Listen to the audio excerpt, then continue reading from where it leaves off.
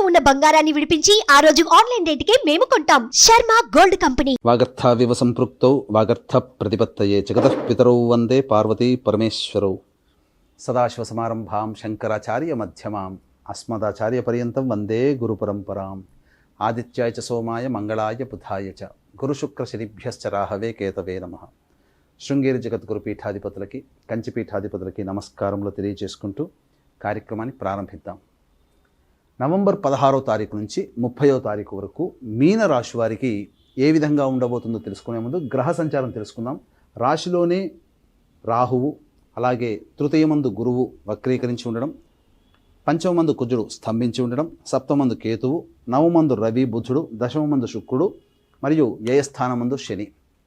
గత ఈ మీన రాశి వారికి కనుక చూసుకున్నట్లయితే గత 3 నెలలుగా అనూహ్యముగా ఏలిన నాటి శని ప్రభావం ఉన్నప్పటికీ కూడా అనూహ్యముగా కొంత మంచి జరుగుతూ ఉన్నటువంటి కారణం ఈ గత వారం రోజుల నుంచి కనుక అబ్జర్వ్ చేసుకున్నట్లయితే 15వ తారీఖు నుంచి శని వక్రత్యాగము చేసి రుజుమార్గంలో ప్రయాణం చేయడం. ఈ కారణం చేత మీనరాశి వారికి సంపూర్ణంగా యోగించేటువంటి పరిస్థితిలో ఉన్నది. కానీ ఈ యొక్క మీనరాశిలోకి వక్రత్యాగం ఎప్పుడైతే ఈ మీనరాశి వారికి శని వక్రత్యాగం ఎప్పుడైతే చేశాడో మళ్ళీ ఏలిన నాటి శని ప్రభావం ప్రారంభమైంది. కాబట్టి జాగ్రత్తలు పాటించండి.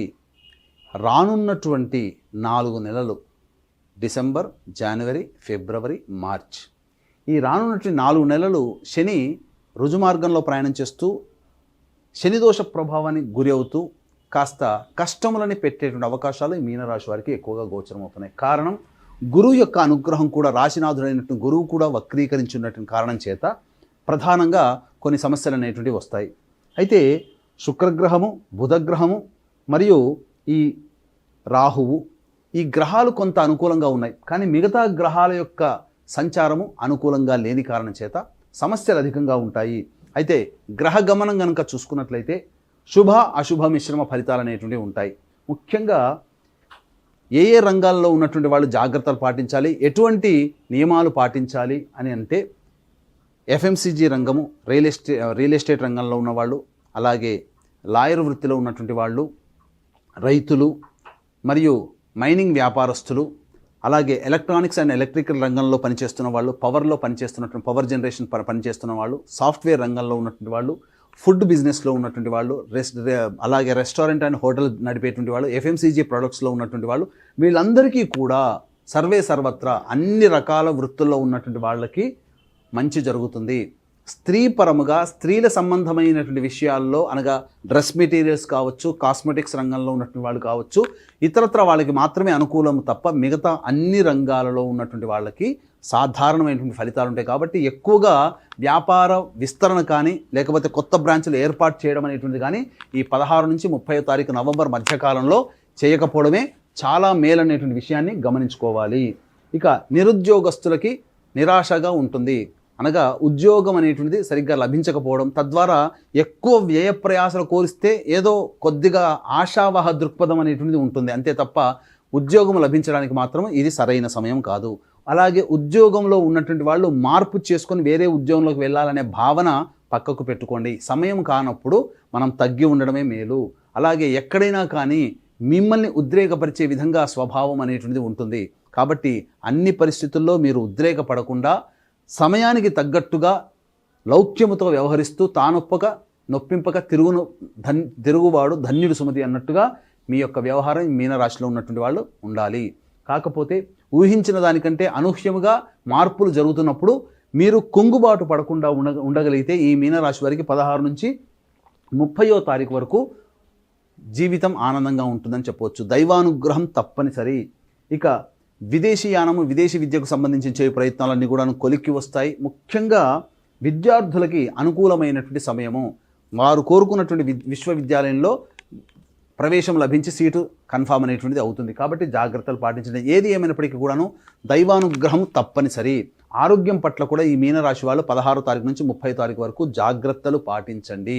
ఎందుకు అనంటే అనారోగ్య సూచనలు అయ్యేటువంటి అవకాశాలు గోచరమవుతున్నాయి. కాబట్టి అన్ని రంగాలలో ఉన్న వాళ్ళు జాగ్రత్తలు పాటించండి. దైవానుగ్రహం తప్పనిసరి. ఇట్టి దైవానుగ్రహం అందరికీ అందించాలనేటువంటి సదుద్దేశంతో ఈ నెల 15వ తారీఖు రోజున కార్తీక పౌర్ణమి సందర్భంగా పరమేశ్వరుడు త్రిపురాసులను సంహరించినటువంటి శక్తివంత క్షేత్రం త్రిపురాంతకంలో జాతకరీత్యా కలుగు విద్య, వివాహ, ఉద్యోగ, దాంపత్య, సంతాన, అనారోగ్య సమస్యల నివారణకి మరియు గోచార రీత్యా వృషభ, మిథున, కర్కాటక, సింహతులో, వృశ్చిక, మకర, కుంభమీన రాశిలో జన్మించిన వారికి శనిదోష పరిహారార్థమై సర్వదోష నివారణ పూజల హోమాలు పర్ హెడ్ 1500 రూపాయలకి చక్కగా చేయించడం జరుగుతుంది. అవకాశం ఉన్న వాళ్ళు కార్యక్రమ తదనంతరం కాంటాక్ట్ చేసి మీ గోత్రనామాలు నమోదు చేసుకోవచ్చు. అలాగే ఈ ఆఖరి కార్తీక సోమవారం నవంబర్ 25వ తారీఖు రోజున గోకర్ణ క్షేత్రంలో తండ్రి వైపు 6 తరాలు, తల్లి వైపు 3 తరాల్లో దుర్మరణాలు కనుక ఉన్నట్లయితే పితృదోషం అంటారు. పితృదోష ప్రభావం వలన సమస్యలు పరిష్కారం కాకపోగా కుటుంబ సభ్యుల మధ్య మాట పెరుగుతూ ఉండడం, తరచుగా పిల్లలకి పెళ్లిళ్ళు కాకపోవడం, సంతానం కలగకపోవడం, అలాగే అనుకున్న పనులు వాయిదా పడుతుండడం, అనారోగ్యం తరచూ గురవుతున్న సంఘటనలు జరుగుతాయి. కాబట్టి పితృదోష నివారణ పూజలు నవంబర్ 25వ తారీఖు రోజున ఆఖరి కార్తీక సోమవారం సందర్భంగా జరుపుతాయి. వాటి వివరాలను కార్యక్రమం తదనంతరం కాంటాక్ట్ చేసి తెలుసుకోవచ్చు. ఇక 16వ తారీఖు నుంచి 30వ తారీఖు వరకు ఆదాయం, ఖర్చు ఏ విధంగా ఉంటుంది, మంచి చెడు, ప్రశాంతత ఏ విధంగా ఉంటుంది అనే విషయాల గురించి తెలుసుకుందాం. 16, 17 తారీఖులో కనుక గమనించుకున్నట్లయితే దైవానుగ్రహం చేత పెద్దల యొక్క సహాయ సహకారాలతో మీకున్నటువంటి సమస్యల నుంచి ప్రధానంగా బయటపడతారు. అవసరానికి తగ్గట్టుగా సమయానికి తగ్గట్టుగా మీకు డబ్బులు చేతికి అందుతాయి. రాని బాకీలు కూడా వసూలు అవుతాయి. 18, 19, 20 తారీఖుల్లో తల్లిగారి ఆరోగ్యం పట్ల శ్రద్ధ వహించాలి. మీరు వాహనం నడిపేటప్పుడు జాగ్రత్తలు పాటించండి. గృహ మరమ్మతులకి, వాహన మరమ్మతులకి ఖర్చులు అవుతాయని చెప్పవచ్చు. ఇక 21, 22వ తారీఖుల్లో వృధా కాలయాపన, మానసిక ప్రశాంతత లేకపోవడం, అలాగే మీకు అనారోగ్య సూచనలు గోచరమవుతున్నాయి. 23, 24 తారీఖుల్లో, 25, 26, 27 తారీఖుల్లో రాని బాకీలు వసూలు అవుతాయి. ఖర్చులు కూడా తగ్గట్టుగా సమయం అనేటువంటిది మీకు అనగా సమయానికి డబ్బు చేతికి అందుతుంది. అలాగే జీవిత భాగస్వామి తీసుకునే నిర్ణయం, వ్యాపార భాగస్వామి తీసుకునే నిర్ణయం మీ యొక్క జీవితంలో అభివృద్ధి అనేటువంటిది ఉంటుందని చెప్పవచ్చు. ఇక 28, 29వ తారీఖులో కనుక గమనించుకున్నట్లయితే ఖర్చులు అధికంగా ఉంటాయి, ప్రశాంతత లోపిస్తుంది. డబ్బులు అప్పుగా ఎవరికి ఇవ్వకండి.